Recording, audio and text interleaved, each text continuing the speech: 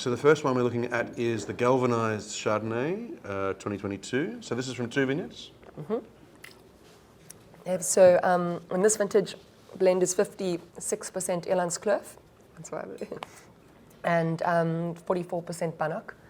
And I wasn't able to get access to the fruit in 21, and hence I mentioned that it was a straight Banhoek bottling that year. And both high altitude sites, that's kind of what I'm looking for, particularly in my whites, because part of the winemaking philosophy is that the whites go through full malolactic, so I need to look for moderating factors like cooler slopes, altitude, prevailing winds. Like in the case of this Banhoek vineyard, the southeast is just gently blowing. No, not always gentle, but okay. Gently, I like to think gentle. I tell myself gentle. Yeah. We live here, we know it. But it moderates fantastically, that southeaster that comes through.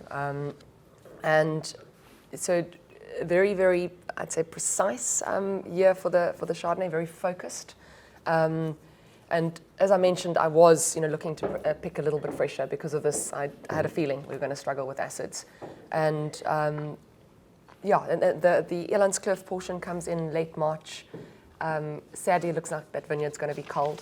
So, but regardless, as I mentioned, very happy with how the Banhoek stands on its own. There tends to be a little bit more structure, and the precision and that linear acid that runs through the wine is more the Elandskloof.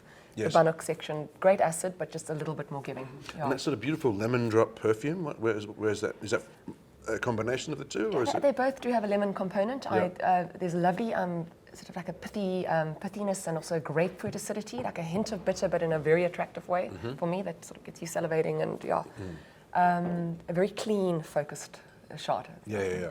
And there's a beautiful sort of sense of gravitas on the palate. There's a real sort of depth of flavour in there. It's not just sort of all ethereal and light and fresh and aromatic. There is some real sort of weightless power. Sure. It's not heavy, but it is intense.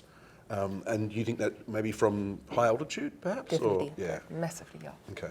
Different Chardonnay sites I've worked with. I've obviously working with Flagstone Winery in my first job, then Le Brie in Franschhoek, and dealing with sites from different altitudes with Chard. It contributes hugely. Yeah, right. And I mean, the highest, if you don't know, the highest Chardonnay vineyard, or the highest vineyard in Stellenbosch is in Banhoek, in that little area there. So it is a generally higher. So to the other side, like Capensa side, there Yes. could possibly be That's exactly where it is. Is it, 500? But what I'm saying is it's that sort of the area where Yeah. high altitude Chardonnay sort of has made its home, essentially, in Stellenbosch. Yeah. And at Banhoek, it's not an area that many people know intimately well.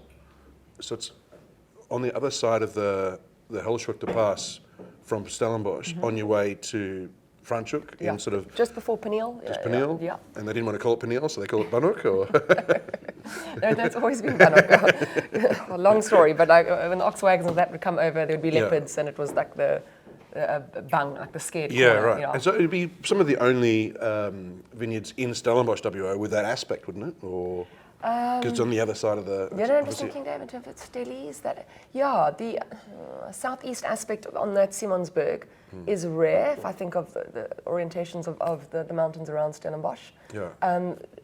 A big factor about Banhoek is our rainfall. Okay. We're sitting at about 1,200 millimeters of rain, whereas Stellenbosch is between 700 and 800. It's a huge difference. Okay. So those clouds just tend to hang for much longer. And at any one time, well, particularly where we based, opposite Oldenburg, it's about 5 degrees cooler than Stellenbosch at any one time, which is also part of the reason why my in-laws thought towards fruit, for these cold units that are required for apples, plums, pears, and proteas, which do very well. Yeah. Cool. And historically, Banhoek, I mean, it was only kind of recently that it was allowed as a WO on a label. I don't know the exact date, but it is pretty recent. But when you were sort of at Elsenburg and when you were sort of coming up in the industry, was Banhoek seen as a quality wine? Stellenbosch. I was at Stellenbosch. Sorry, Stellenbosch. My apologies. Yeah. Stellenbosch. Don't get that wrong. How do you know someone went to Stellenbosch? I'll tell you. Was Banhoek seen as a quality area then, or is it more recent with some where cooler areas are perhaps more sought after, or is it always seen as a quality source of grapes? Or how has it changed, essentially, is what I'm asking over the last 10 years? I think more interest in a lot of farms that have been switched over to vineyard, as opposed, they were fruit farms that switched, for example, like Oldenburg, who's really made a difference to the area. And Sure, Dave, I'm thinking other factors that could contribute to Banhoek. But when I was at varsity, it wasn't seen as a big deal. People knew about it, but it wasn't. It was, so a lot of people were sourcing fruit from Banhoek, in particular that Capensis farm. I remember a lot of the winemakers would fight over those grapes because they realised how stunning it was for Chard. Cabernet Franc also very well known. I had the Milans, the one son was with me, Francois. He studied with me, and we're doing a lot of case studies, a lot of sort of the studies of different aspects for Cab Franc when they were planting his family. So I remember doing a couple of tastings where we were sourcing from different sites on Rainbow's End. So I think even then it was already recognised as a good Cab Franc area. But it's just become a lot more focused and people are really starting to notice. Very cool, very cool. And then so the Chardonnay, how are you treating it in the winery? What's your thought process and what's your philosophy on Chardonnay in the winery? Okay. So if I have to look to elsewhere in the world, Margaret River was a huge source of inspiration. I worked my first harvest there. I adored the Chards that they were producing. I see it as a slightly cooler climate, Margaret River, to me. And my time spent there during a harvest, it is a hell of a lot cooler than here. Light handling there, like hands off. Tasting with Miguel Chan last week in Joburg, he thought this was in concrete. So the oak is very much in the background. It's sourcing good oak at fourth, fifth fill stage, which is quite tricky to find from producers. If you don't want to buy new. So 300-litre barrels. So with both the whites, whole bunch pressing, a vital factor is cooling.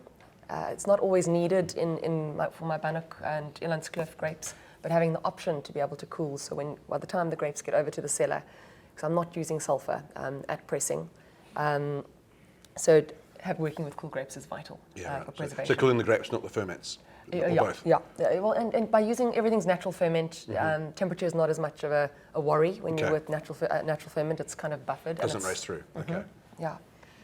And then back to full mallow. That's a key thing. Okay. And it's not tangible, the mallow. There's no batonnage. It's slow autolysis and gross lees contact are two wonderful tools that I've become more and more confident with as I've had more time with these wines and these different vineyards.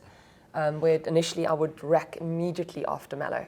Just worried about any funky flavors or anything. Reductiveness often starts to show with extended lees contact. But in that case, then we will stir and give it a clean up, but not for fatness, purely just a cleanup. Just for wine health, essentially. For wine health, basically, Okay. Your lees is a lot to do with health and can clean up beautifully, I mean, it's not a really in-your-face, shouty Chardonnay. Is that the sort of is that what you want to make, or is that what the grapes tell you where they want to go, or a bit of both? Bit of both, Dave. Okay. Yeah, bit of both. I think high altitude immediately is not shouty. It sort of keeps it tight and together when working with high altitude grapes. And in time too, working with my those Franschhoek grapes from Le Brie, and they had incredible acidity too. And watching those wines age over 3-4 years, amazing what happens in time, Dave. So I'm confident. I'd love to see this wine in 3-4 years and see what happens. Yeah. No, I think it's a beautiful wine for me in the sense that it has a beautiful balance between sort of tightness and elegance, but it still has a lovely Chardonnay personality to it. I mean, Chardonnay can.